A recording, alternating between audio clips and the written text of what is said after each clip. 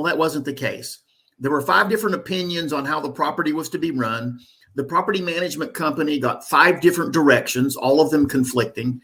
And so they basically fell to the lowest level of service required by their contract, which, as we know, is not anywhere near enough to make a property operate well.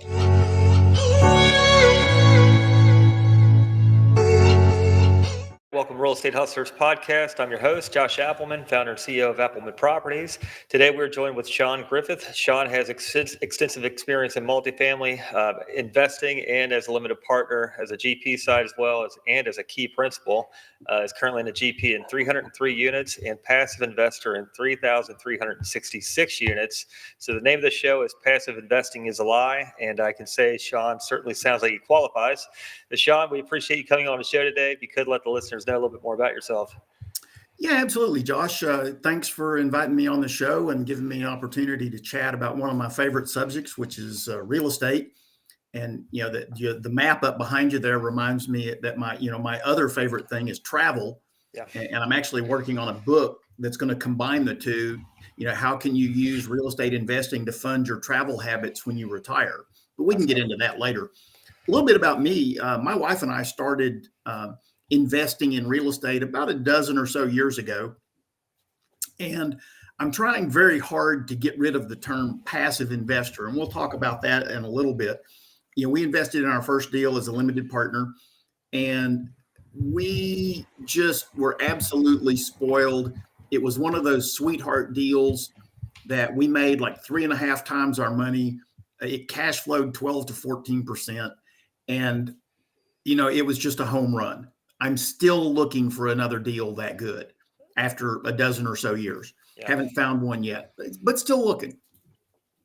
And, fast forward to November of 2020, and my wife and I were sitting around the kitchen table talking about our finances and what things were going to look like in retirement. And, excuse me, we came to the realization that the bill of goods that Wall Street and corporate America had sold us wasn't quite all it was cracked up to be.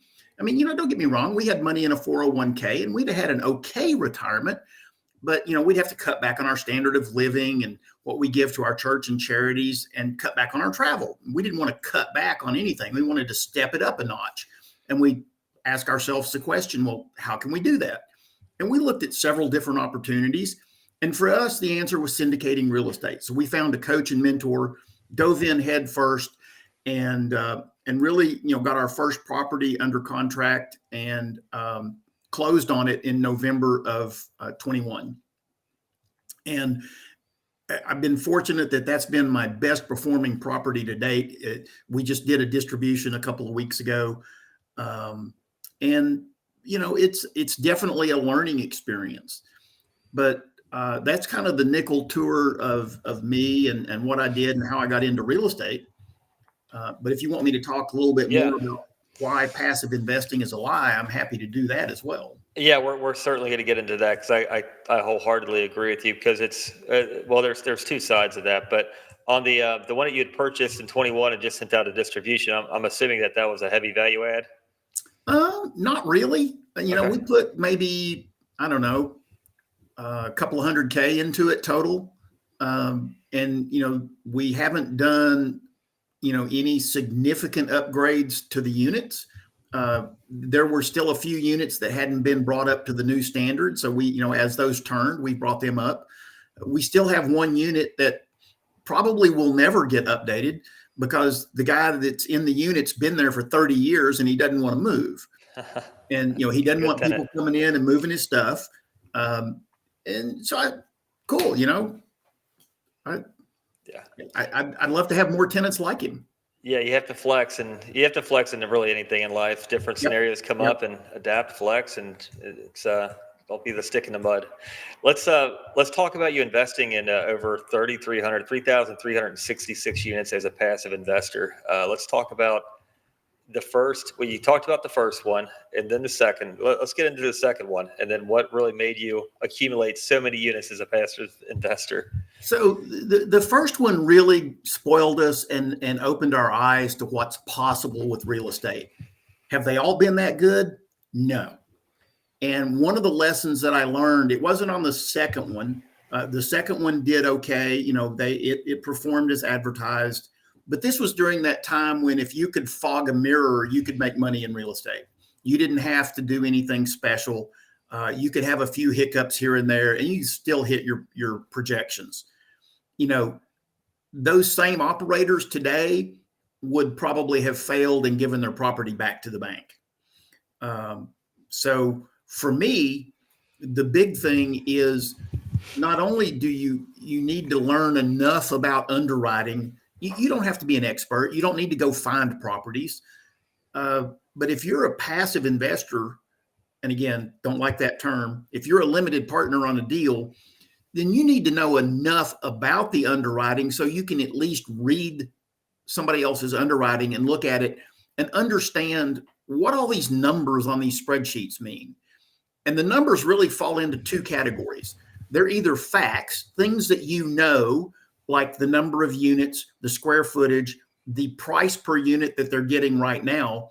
And then everything else is an assumption, things that you think you know, or you can make an educated guess about, like, what can I raise the rent to, in 3, 6, 9, 12 months down the road?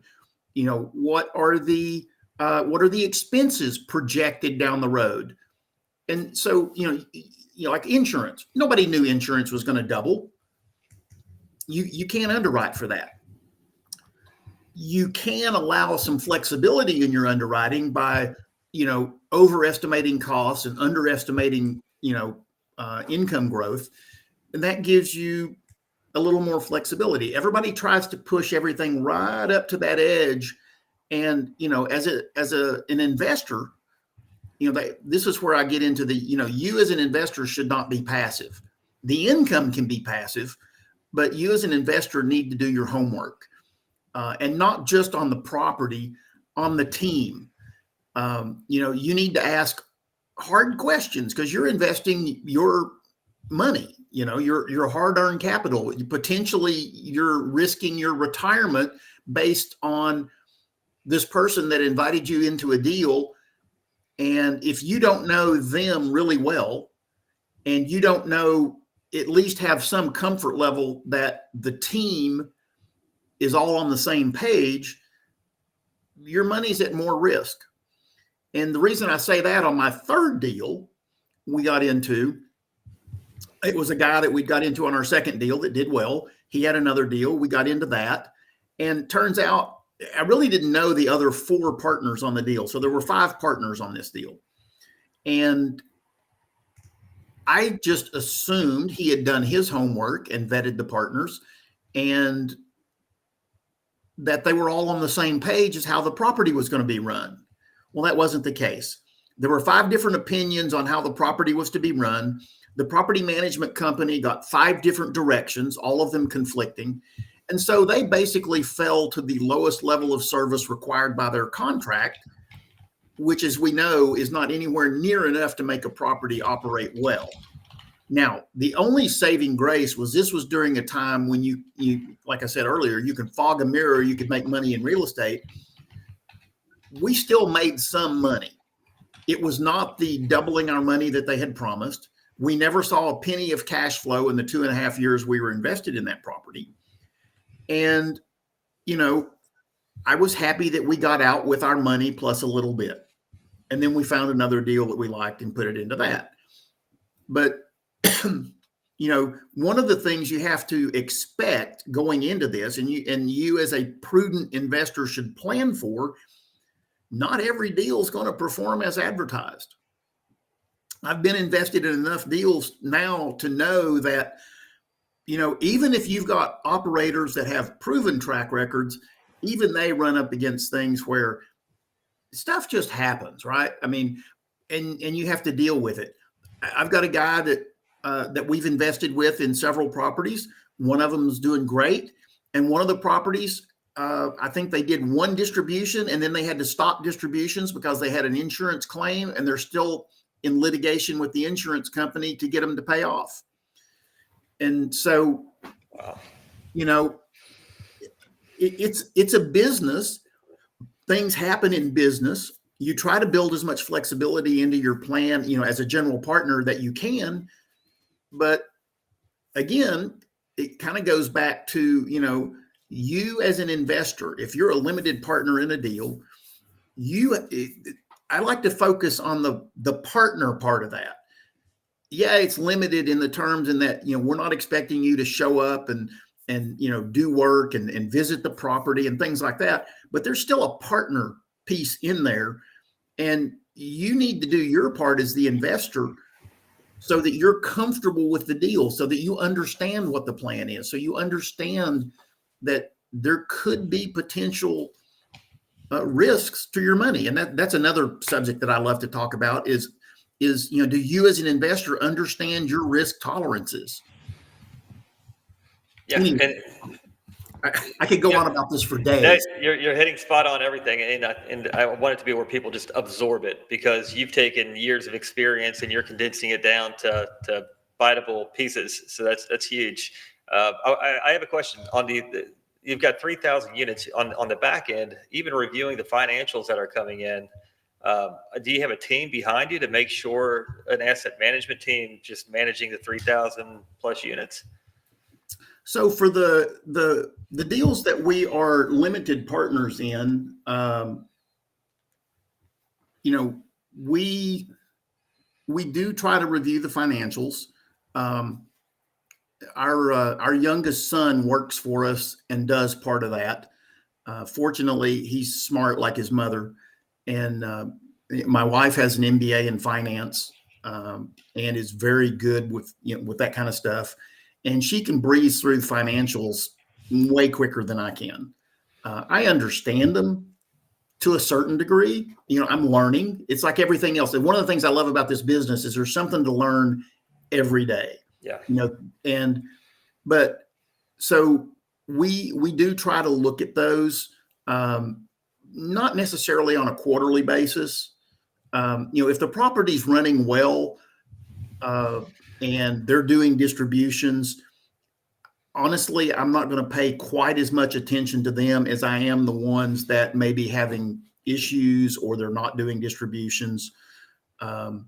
Mostly from the standpoint of now that I've got some general partner experience, I might be able to offer a solution or at least throw an idea out there and say, hey, I've seen this on my property. So prime example, one of the things we've seen on a lot of properties across the DFW Metroplex is there's been about a 70% increase in the number of falsified employment documents being submitted on applications for rental. Wow. 70%. I mean, that's what's crazy. The cause behind that, do we think?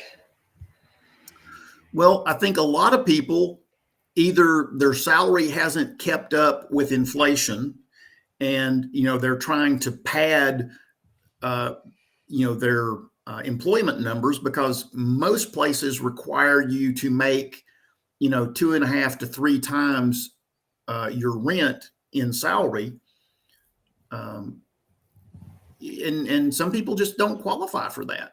Yeah. And and we've along with the rising expenses and things that we've had, people are paying more for groceries. I don't care what the numbers that get reported out of Washington are.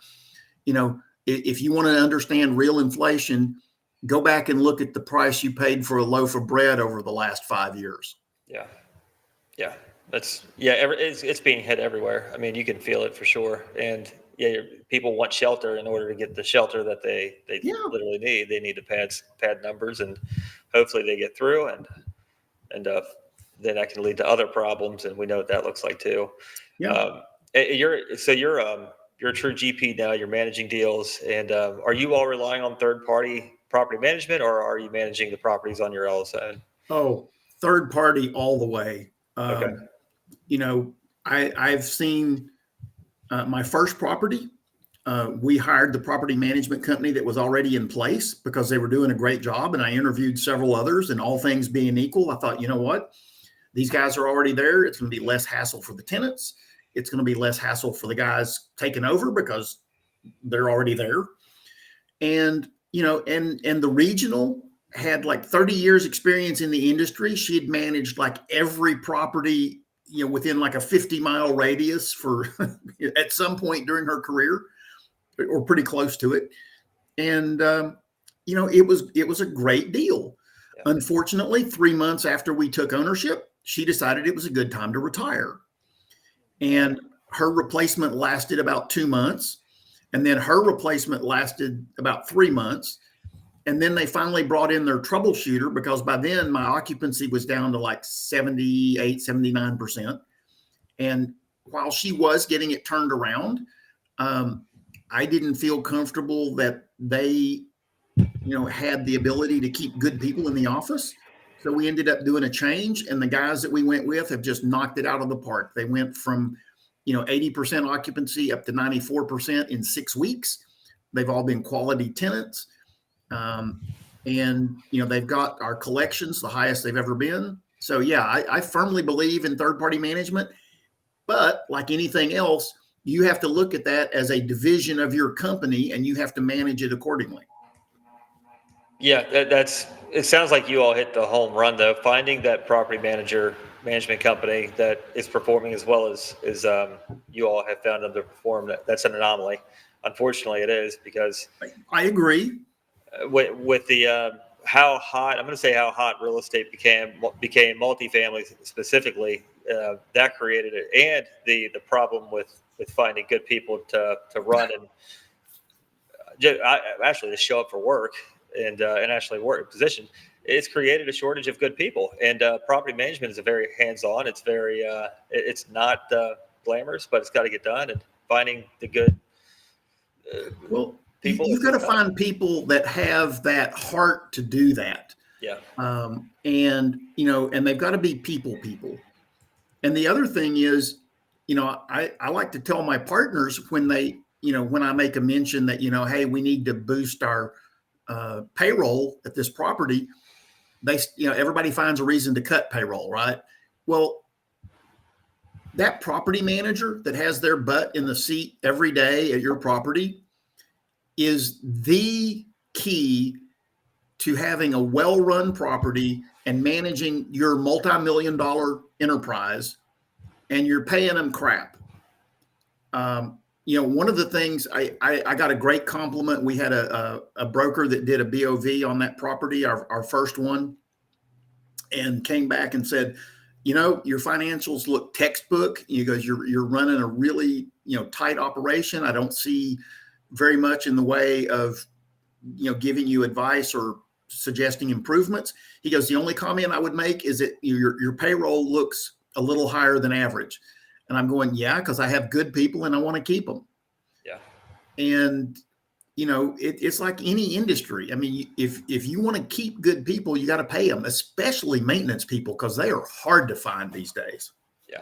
It's even better when you can align their pay with performance. The way the property does better, everyone does better, just like a business in a sense. Yeah. If they have certain metrics that they're accountable for, and they're able to take ownership on those pieces, and it runs well, it runs like it should, they should absolutely feel the wealth. It's just a part of it. Everyone, you've got those people. I couldn't agree more. I know when I used to work at Southwest Airlines, they have profit sharing. And, when somebody would bring up something in a meeting that didn't really, follow company goals or procedures, or, was, contrary, might cause us a drop in profit, I was not bashful at all, standing up and going, well, how is this going to affect our profit sharing plan? And, people learned very quickly that, if they were going to say anything controversial, if I was in a meeting, that phrase was probably going to come out. But yeah, absolutely. Some sort of profit sharing or bonus incentive that's a crucial part of our property management. Yeah, for sure. And that is truly the bloodline of a successful operation, is in this case, property management and real estate, but operations in general. You get sales and marketing, mm-hmm. operations and finance. Those are the three key buckets to any operation, and mm-hmm. dividing into those into functions, be able to tally them out to the right people is huge. The 3,000 plus passive investing units. So were these 3 to 5 year hold times? Were they? So going in, it was kind of that standard, everybody said 3 to 5 year hold. Most of them were around 4 to 5 years. And like I said, we had that one that turned out to be a problem property. They sold it in 2.5 years, mostly because the partners couldn't agree on anything.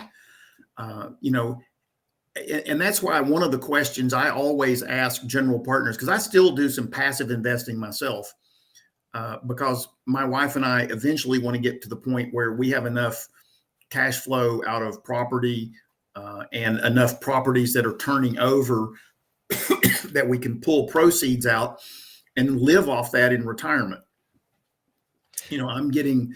You should be doing that with 3,000 plus units. Like that should already be accomplished, I feel like. Well, unfortunately, probably half of those aren't cash flowing right now. That's wild. Or if they are, they're not cash flowing as projected. So, and again, that's one of those things where, you've got to, you as an investor, this is where that non-passive part of being a passive investor comes in, that being a limited partner. You need to look at your plan, your investing plan, and go, I'm a big advocate. Don't invest everything in the stock market. Don't invest everything in real estate, and don't invest everything in real estate with one general partner. You need to spread your risk around. And I've had this conversation with investors. I'd go, hey, Josh, yeah, I would love to have you invest all of your money just with me, because that would be awesome. But that doesn't make sense for you as the investor, because that increases your risk. Because if something happens to me, what's going to happen with your investment? Now, I always partner with people. I always make sure that my partners know what's going on. And we kind of have a high level succession plan in place, so that if something happens to one of the partners, somebody else can step in and take over. Yeah, that's huge. That is absolutely huge. We've got the what if I die scenario too. Yeah, you got to ask those questions. Yeah, because the show still needs to go on with or without you. You've got a lot of people that are relying on you to show up, but if you can't, something happens, then what happens there? I tell my investors, I said, if you want to be blunt, just ask, well, Josh, if I invest with you and you die, what happens to my money? Yeah. And most GPs will kind of go, because they've never had anybody ask them that question. Yeah. Well, and you can be a little more subtle and say, well, what if you win the lottery and decide to move to Haiti and nobody ever hears from you again? What happens to my money? Yeah. Yeah, and that goes back to team. If you vet and verify the team, that they're a true operation, they're not just some stand-up, fly-by-night people who got together one night and decided to syndicate, then, and what is their background check? Are they willing to show their balance sheet to show that they can actually keep the property going with if the property doesn't perform? I mean, if I'm investing, I want to see the GP's balance sheet. I want to see what they actually have in the bank. I don't care about how much they're putting into the deal.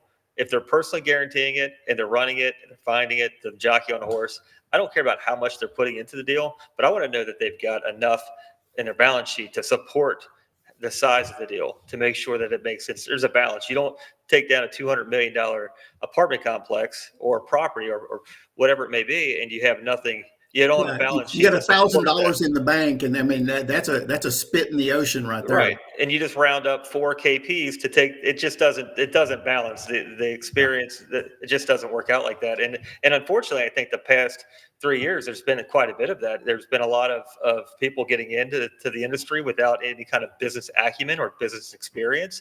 They bought based on pro forma.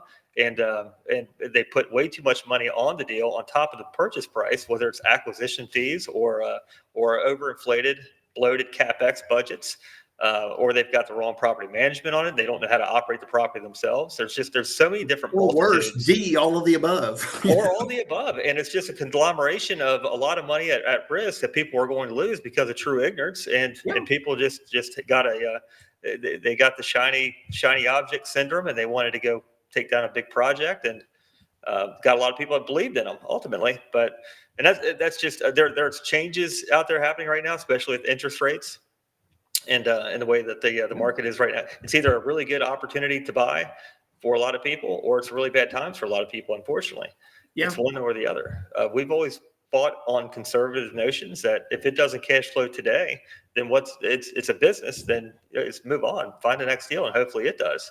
Yeah. Got to the point where you couldn't find anything unless it was off market and it was a unicorn deal. But we've got a property, the one that we just closed on Friday. We told our investors up front, because it's a very heavy value add. It's the biggest value add property we've taken on.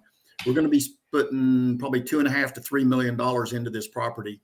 And there's crews on site today starting work. I mean, it's a lot of work to be done. Yeah. And it's like 70% occupied. So it's not cash flowing today. And normally I would agree with you. You don't want to buy something that's not going to cash flow from day one unless you build that into your model and you understand and you capitalize it well enough to know that, hey, the first, 9 months to possibly 12 months, you as an investors aren't going to see cash flow that first year. Most of those investors are investing for the long haul anyway and don't need the cash flow.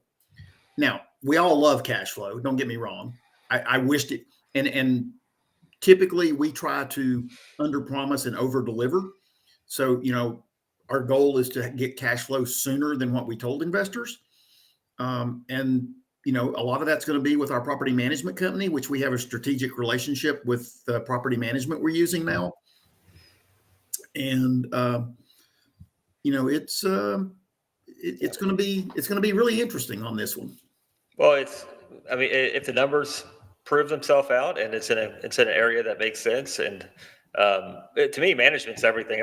Management, every property we've bought we bought it based on it was failing because of management. That was the only reason. They just didn't know either how to manage the financials or didn't know how to manage the property. But that's the secret sauce. You get in there with a true grid mentality, or you have a management company that just gouges you on fees and every little thing. It can get to be ridiculous, and that's why you've got to, as a general partner, you've got to understand the financials well enough to look at it and go, oh, why are you putting this here? This should be under the line. Or, why are you charging me this? That should be part of your management fee, So you just have to keep, again, sometimes that's intentional. Most of the times I would say it's just how they normally do business, and you just have to call them on it. Yeah, totally agree. And that goes into even splits on the deal too. I'm a believer in 50-50. If we find a deal, we're personally guaranteeing the deal. We're executing on the business plan, and making the renovations and procuring the labor, procuring the material, just taking care of everything as a whole. You're going to see that when it comes to splits as well.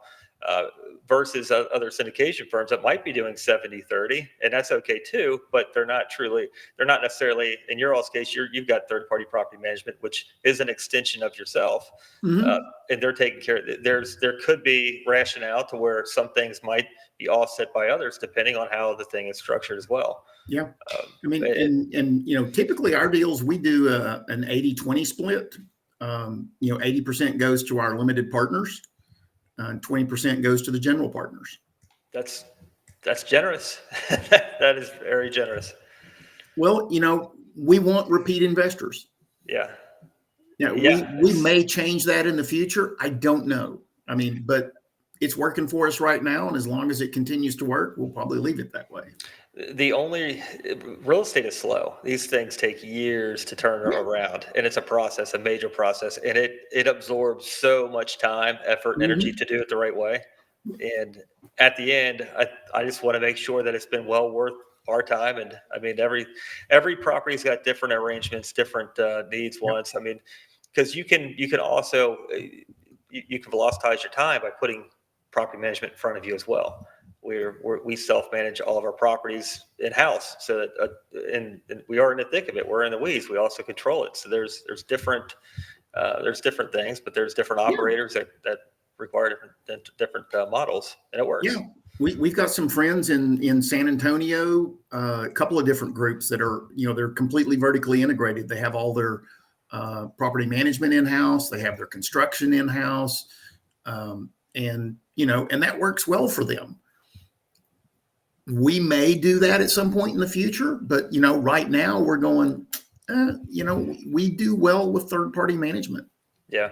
It sounds like you all have a rock star property management company to work with. Yes, we actually two of them. One of them generally doesn't work with general partners because they have. I think they've got 10,000 units under management, and they own 6,000 of them. Yeah.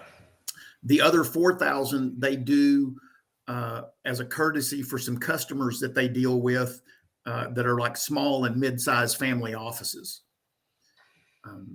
And they'll probably own those properties sooner or later. It might be a strategic move, get them under management, and then when they're ready to sell, the buyer's already managing it. Right. Yeah. Yeah, no, that works. That's awesome. On the passive investing front, so you went to the flip side of being a passive investor. Now you're on the GP role. You're in the thick of it. So what would be some advice that you could give somebody out there that's listening that is either in a passive investment deal or is looking to get into passive investing? Well, if they're looking to get into passive investing, if they've never done it before, I would say educate yourself. That's the first thing. Learn a little bit, and then find somebody that you trust. Obviously, you need to get to know them, and at some point you're going to have to take a leap of faith because you will. I trust me, you will never know everything there is to know about real estate investing, ever. I've got a neighbor down the street that's been in real estate for 30 plus years. He mostly does 1031 exchanges. And I took him to the club one day to pick his brain about 1031s. He ended up asking me questions about syndication because he hadn't even heard of syndication. And he'd been in real estate investing for 30 years. So, there's a lot of people out there that have never heard of syndication or crowdfunding, as it's maybe more commonly known as. I just posted a LinkedIn newsletter article this morning about, if you don't know about an investment asset, you can't invest in it. And I think that's part of why Wall Street and, big finance doesn't want us to know, and they don't make these investments available easily. Because now you'll be able to get ahead and you really won't need them as much. Yeah. I mean, I still have some money invested in the stock market. It's not much. Most of my money's in real estate or oil and gas. I'm getting ready to start an income fund that, we'll have some money in that as well. But you've got to spread your money around according to some kind of plan. So educate yourself, find out about your risk tolerances, learn what you're comfortable with. I'm not advocating, go sell all your stocks and put it in oil and gas today. That would be crazy. Maybe you put like 2 or 3% of it in oil and gas, or, and then you put, 10% of it in real estate to start with. I mean, you as the investor have got to do your homework. That's why I don't like that. That's why I say passive investing is a lie, because you can't be passive and do it properly. Now, after you've done all your homework and you invest your money with, say, Josh or myself or, some other general partner, now you can afford to be a little more passive, but you still need to keep track of the investment and make sure that we're all delivering on what we told you we were going to deliver on. Yeah, I think it boils down to doing your diligence and vetting and verifying and making sure that the people behind the scenes are who they say they are and can do what they say they can do. Yeah, do your homework. Do your homework. That's it. Very cool. If somebody wants to reach out to you, Shawn, how can they get a hold of you? The easiest way is just go to my website. It's twtmultifamily.com. And there's a book a call on there, or schedule a chat, reach out to me. As you can already tell, if you've listened to the podcast to this point, I can talk about real estate all day long. I'm happy to have conversations. I have a big passion for educating investors. I don't want people, I don't want to be that guy that takes, the last dollar out of somebody's emergency fund just to get them into a real estate deal. You need to be prudent as an investor. You can take some risks with some of your money. Don't go throw it all into real estate. Don't go throw it all into oil and gas, and don't go throw it all into the stock market. I mean, if you have a big 401k, good for you. But you know what that is? That's a big future tax problem. Yeah. Unfortunately, that's the truth. Yep, for sure. Shawn, I appreciate you coming on the show today. Definitely look forward to following you and keeping up with your all's growth. For sure. We will certainly talk soon. And again, we appreciate it. Well, Josh, I really appreciate you sharing your Real Estate Hustlers podcast audience with me. Again, I mean, I love what you guys are doing. So, keep up the great work. Appreciate it, Shawn. We'll talk soon. Thank you.